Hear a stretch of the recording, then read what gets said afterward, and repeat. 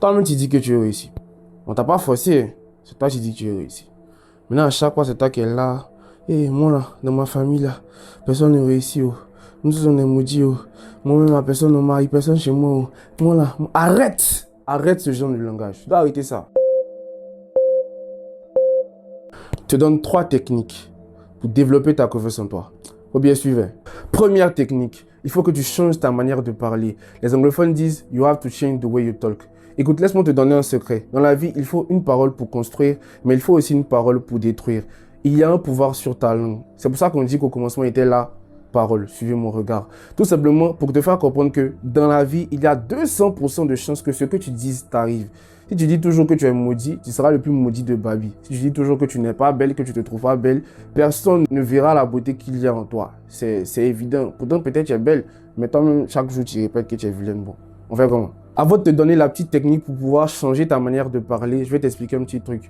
Le monde fonctionne par polarité. À chaque mot, il y a son contraire. Le maudit a son contraire qui est béni, vilain, joli, malchanceux, chanceux, etc. Donc, ce que tu vas faire, c'est un travail personnel. Tu vas t'asseoir et tu vas réfléchir à tous les mots que tu utilises qui sont négatifs et qui peuvent apporter une certaine négativité, un manque de productivité dans ta vie. Et tu vas tout simplement les remplacer par le mot contraire. C'est pas compliqué. Si tu te disais chaque jour que tu étais vilain, il faut commencer à t'apprécier un peu.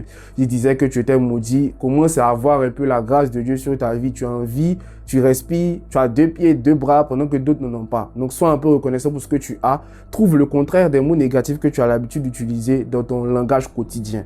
Deuxième technique, tu dois changer ta manière de penser. You have to change the way you think. Ici, c'est un peu compliqué, mais je vais essayer de t'expliquer ça plus facilement. L'autre a dit, je pense donc je suis ce que je pense. Tu penses, donc tu es ce que tu penses. J'ai envie de te poser la question de savoir à quoi tu penses régulièrement.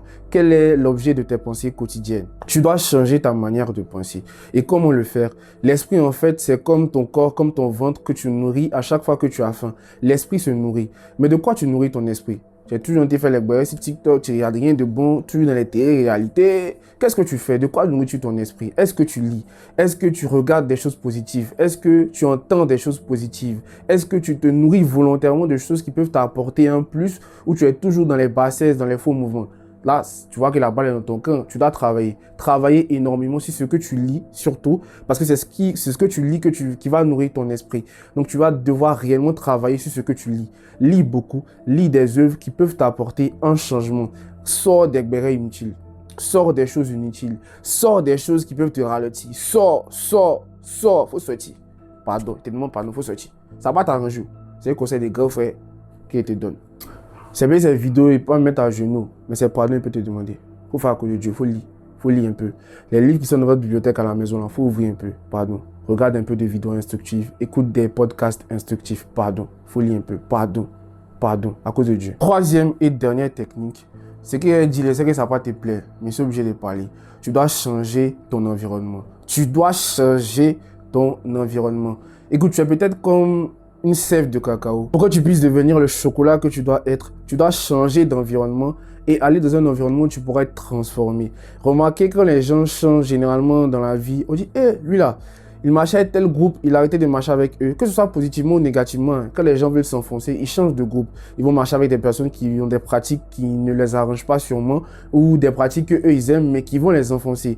Ou bien ils vont marcher avec un autre groupe de personnes qui peut les tirer vers le haut. Donc, pour qu'il y ait changement, pour qu'il y ait upgrade, comme on dit en anglais, il faut forcément que tu changes d'environnement. Que ce soit l'environnement à la maison, que ce soit l'environnement, on va dire tes amis, tes relations, tu dois changer d'environnement. La vie est intéressée, sois aussi intéressé. Marche avec des personnes qui peuvent t'aider à aller plus haut. Marche avec des personnes qui peuvent t'aider à aller plus haut. Je me répète, marche avec des personnes qui peuvent t'aider à aller plus haut. L'amitié toxique dans laquelle tu es là, tu n'es pas né dedans, donc ça peut te laisser.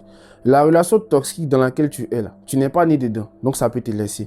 Le groupe d'amis bizarre dans lequel tu es là, tu n'es pas né dedans, donc ça peut te laisser. C'est pas mieux toi-même tu as laissé, avant que ça te laisse. Les Ivoiriens disent tout laisse, donc faut laisser ce qui t'arrange pas.